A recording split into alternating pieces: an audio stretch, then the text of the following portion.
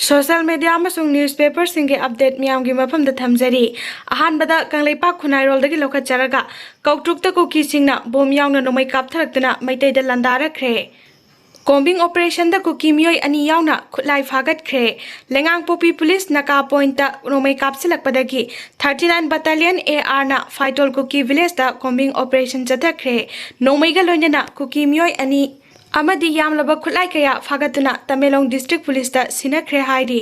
Arambai Tengol Unit 58 Jalona Thadorokpa Cherolamagi matung ina ngasi Arambai Tengol Unit 58 Cobra Jalona mioi geng khutpu ama phagat chare haiba mioi singasina lamdamasigi chahi yamna nauribi nupi angang singi natai zadaba yanghaidaba phajadaba video kaya ama social media da sandokpada natana ise isal singadu kihan khanganduna blackmail tawraga khudong chabalong na bahot narambani makhoi singaduna social media group semduna video thadok thajin tawrambada natana ise isal dugi mobile number sai thoktuna kaisu khangjadraba nupi oibi kayada call toksinduna ayat apan piba amadi samasa sibu lekha tana mangnaba kaya ama tawrami makhoina hangdok amba group sing adudi local xxx arai thanabi ano video haiba mioi geng khutpu singasi matung tarakpada asiguma fatraba thabak singasi amuk hana taroktanaba Arambai Tengol Unit 58 Cobra Jalona wakhal tamina khre maka tana fatraba thabak singasi amuk hana taroklabadi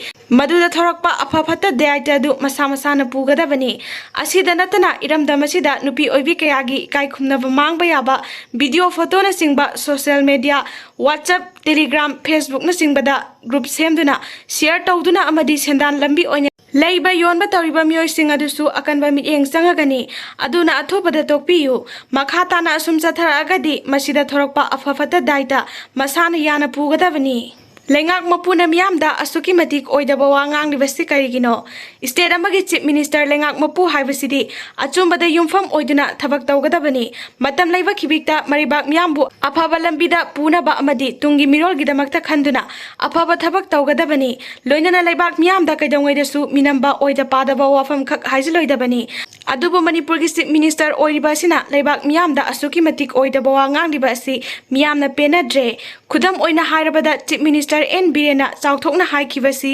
aingonda MLA kuntra khakta piyo Manipur Sanalaibak Manipur olhange haikibani adubu MLA nifu manga hena pirabasu ngasi chief minister na Sanalaibak Manipur haibadu olhanba ngamdre masigi mahuta mihat mipuna thalaba leibak miyamna leitana hingba ngamdraba Manipur haibadu oiduna leire masina loidri nong taringaida nga fa horo Narendra Modi na prime minister oiringai matamda Manipur miyam nungai horo haina chief minister na yamna chauthokna miyam mamangda phongdokhibani adubu ngasidi Narendra Modi na Bharat ki prime minister oiringai matamda Manipur mai chakle Manipur da kangrup anigi sathiraba irang sahi amaga tha ani helaba phawada prime minister na hanna phawwa yengbidre loinana chief minister N Birena su prime minister unaduna maraibak Manipur kanana bagi wari sana bagi matam phawwa pibiraktre maduna chief minister na haidokhiba wafam kaya asi aremba amadi miyamda matam gi oidaba wangang ba haibadu tare masida natana chief minister Birena yamna toina miyamda haikhiba wafam si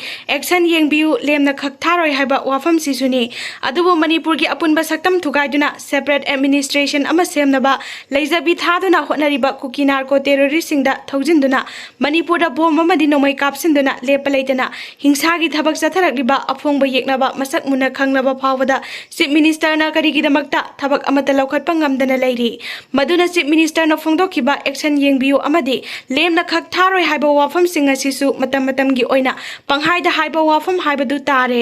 maduna chief minister na haidokhiba wafam sing amata thabak oina onthokpa ngamdabadagi ngasidi Manipur gi miyamna chief minister gi mathakta thajaba thamlaktaba amadi haidokhiba wa ngakna chatabalu singbani haina longnarakle haibasi chief minister na khangfam thoi aduga haukraba haibadu oire haujik maraibak ningba chief minister ama oiba tarabadi ima leibak ningi haibadu thabakna utnaba honafam thoi maduna Manipur thugaina bo honariba chinkuki MLA tara tongana thamkhraga lemhauriba MLA yankhayasi amato oina punsinduna chief minister na lusingduna Manipur kanana ba thabak paikhatfam thoi loinana chief minister na lusingduna Bharat ki prime minister MLA yankhai ga puna unaduna Manipur da thokliba lana si losinana bo hotno ꯂꯥꯟ ꯂꯣꯏꯁꯤꯟꯗ꯭ꯔꯤꯕ ꯃꯈꯩ ꯑꯩꯈꯣꯏ ꯍꯜꯂꯔꯣꯏ ꯍꯥꯏꯗꯨꯅ ꯑꯄꯨꯟꯕꯒꯤ ꯊꯧꯅꯥ ꯑꯗꯨ ꯚꯥꯔꯠ ꯂꯩꯉꯥꯛꯀꯤ ꯃꯐꯝꯗ ꯎꯠꯄ ꯉꯝꯕ ꯆꯤꯞ ꯃꯤꯅꯤꯁꯇꯔ ꯑꯃ ꯑꯣꯏꯗꯨꯅ ꯏꯔꯩꯕꯥꯛ ꯃꯅꯤꯄꯨꯔ ꯀꯟꯅꯅꯕ ꯍꯣꯠꯅꯧ ꯃꯗꯨ ꯅꯠꯇꯗꯨꯅ ꯊꯕꯛ ꯑꯣꯏꯅ ꯄꯥꯡꯊꯣꯛꯄ ꯉꯝꯂꯣꯏꯗꯕ ꯋꯥꯐꯝ ꯀꯌꯥ ꯄꯉꯥꯡꯗ ꯉꯥꯡꯕꯗꯨꯅ ꯃꯅꯤꯄꯨꯔ ꯃꯤꯌꯥꯝꯗ ꯍꯥꯏꯖꯤꯟꯕ ꯍꯥꯏꯕꯁꯤ ꯌꯥꯝꯅ ꯆꯨꯝꯗꯕꯅꯤ ꯍꯥꯏꯕꯁꯤ ꯈꯪꯐꯝ ꯊꯣꯛꯏ